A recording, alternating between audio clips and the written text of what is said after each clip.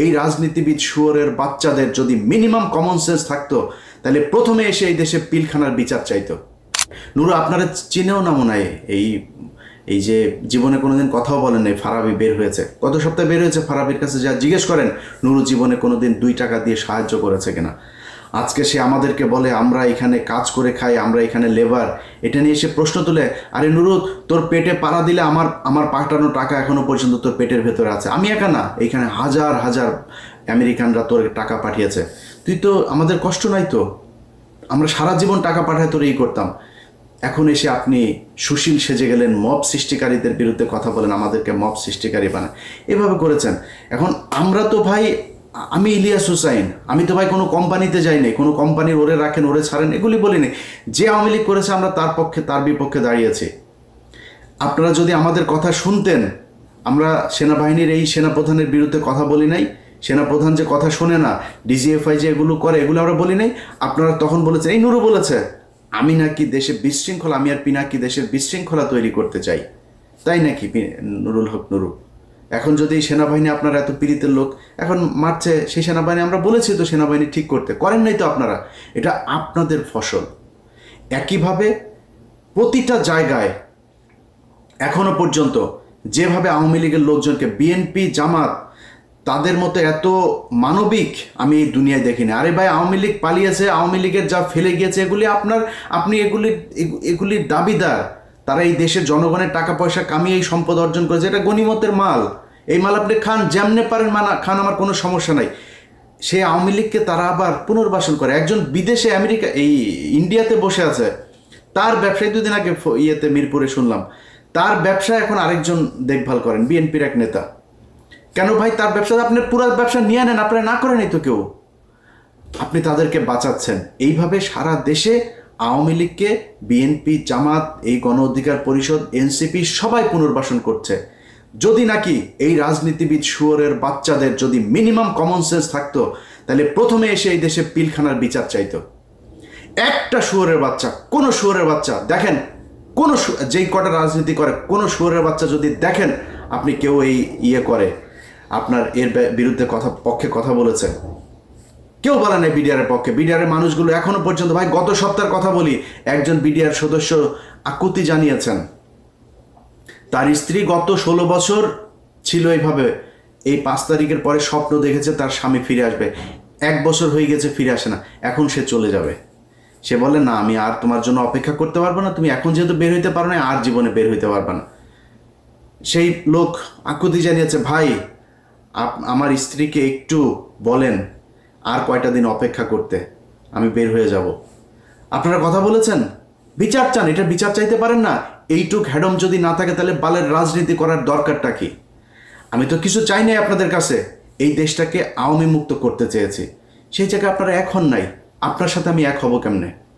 আজকে নুরুর যে ঘটনা, নুরুর এই ধরনের ঘটনা এর আগে ঘটে নাই, আমরা তার পক্ষে ছিলাম না। আমার ভিডিওতে পেছনে যান, 2019 সালে যান, 20 সালে যান, যাই দেখেন আমি ইলিয়াস নুরুর পক্ষে দাঁড়িয়েছি। সেদিন নুরু তোমার পক্ষে এই বাংলাদেশের কোনো মিডিয়া কথা বলে নাই। আমরা যারা বাইরে আছি, তারা, আমার যারা শত্রু বাইরে আছে, তারাও তোমার পক্ষে কথা বলেছে। তোমার তাদের প্রতি এইটুক রেসপেক্ট রাখা দরকার, তুমি রাখতে পারো নাই। তুমি মাঝে মধ্যে এসে খোঁচাখুচি শুরু করো। এই সব শেষ ঘটনা আপনাদেরকে বলি, দেশবাসীর জানা দরকার। যেদিন আফ্রিদির সাথে এই যে নতুন করে তার সাথে আমার বাঁধলো কেন শোনেন, আফ্রিদির বাপ যেদিন আটক হলো, আমরা সারা রাত জেগে খোঁজ রাখছি কোথায় কি হলো, কি হচ্ছে। পুলিশ, সিআইডি, ডিবি, মানে আফ্রিদিরে ধরার জন্য তার বন্ধু বান্ধবী এমন কোনো বাসা নেই, সব জায়গায় রেড দিচ্ছে। সারা রাত জেগে তারা কষ্ট করছে। ধরা খাওয়ার পরে নুরুল হক নুরু XYZ পুলিশের এক কর্মকর্তাকে ফোন দেন, ভাই ওনাকে ছেড়ে দেন।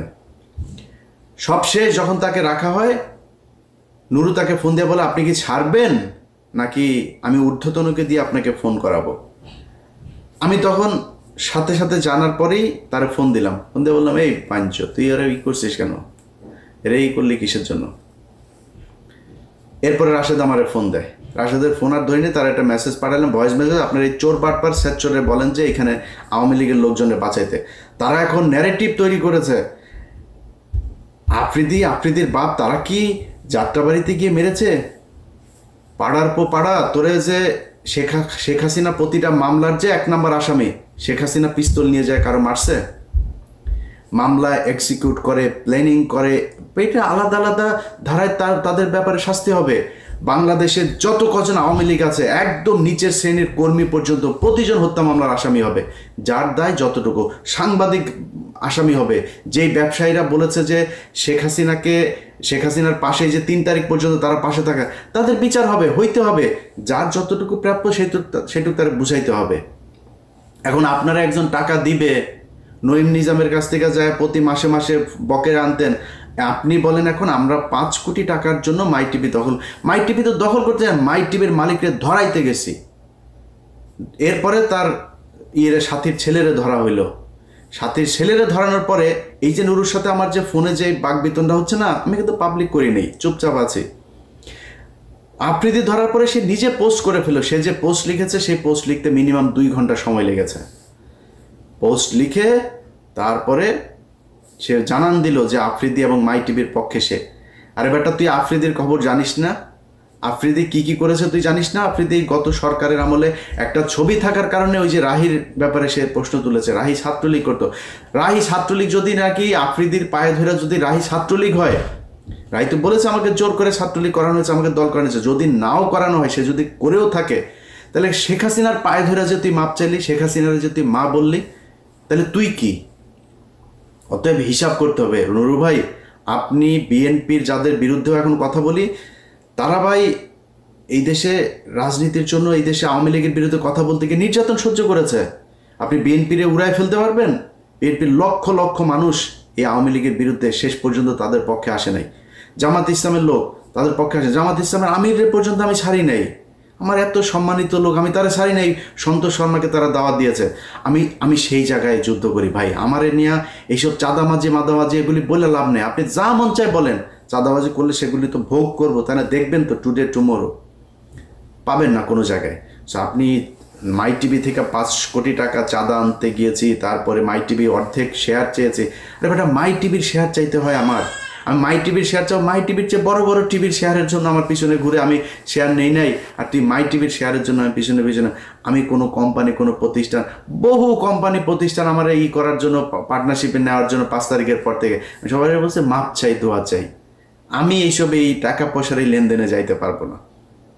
ইভেন বাংলা এডিশন যে ওপেন করেছি, আর বলেছে ভাই টেলিভিশনের জন্য চান, পত্রিকা প্রিন্টের জন্য, এত কিছু চাইনি, জাস্ট অনলাইন পোর্টাল হিসাবে পারমিশন চেয়েছে। এখানে একটা টিম থাকবে, খুব স্মার্ট কিছু ছেলে পেলে কাজ করবে, তাদেরকে নিয়ে আমি একটা টিম তৈরি করতে চাই। তারা এই দেশের একদম এই আওয়ামী লীগ এবং ভারতের ব্যাপারে, প্রথম আলো, ডেইলি স্টার, তাদের ব্যাপারে অতন্ত্র প্রহরীর মতো কাজ করবে। এই জন্যই এসেছি, এর বাইরে কোনো কিছু না।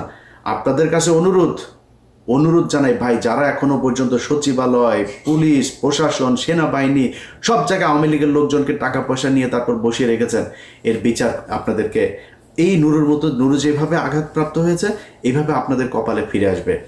নুরুর এটা দেখে আপনারা অনেক কষ্ট পেয়েছেন, আমি খুব বেশি কষ্ট পাই নাই। কারণ কি জানেন, নুরুর চাইতে ভয়ঙ্কর পরিণতি এই দেশে হবে যদি আওয়ামী লীগ ফেরত আসে। আর সেই আওয়ামী লীগকে ফেরত আসার জন্য, তাদেরকে পুনর্বাসিত করার জন্যই নুরুরা কাজ করেছে। কোনো জায়গায় 5 তারিখের পর থেকে দেখবেন না যে তারা বলেছে ওকে ঠিক আছে, অমুকের ব্যাপারে শুনলাম, আমরা সেখানে যাই, গিয়ে টাকা নিয়ে এসছে। এখন ওই কথা যদি নাকি আপনাদেরকে এক এক করে যদি বলতে হয়, সেটার জন্য ভিডিও তৈরি করেছিলাম, কোথায় কোথায় কি করেছে, বাট পরিস্থিতিটা আমাকে সেই ভিডিওটা আপলোড করতে দেয় নাই, দিলাম না, এতটুকুই বললাম। এখনও সময় আছে, নুরু সহ বিএনপি, জামাত যারা যারা আছেন, এই বিপ্লবীদেরকে মব ট্যাগ দিয়ে তারপরে আওয়ামী লীগকে পুনর্বাসিত করে যদি নাকি দেশ চালাইতে চান, আপনাদেরকে সামনে আরও অনেক বিপদ হইতে হবে। ভালো থাকেন, আল্লাহ হাফেজ।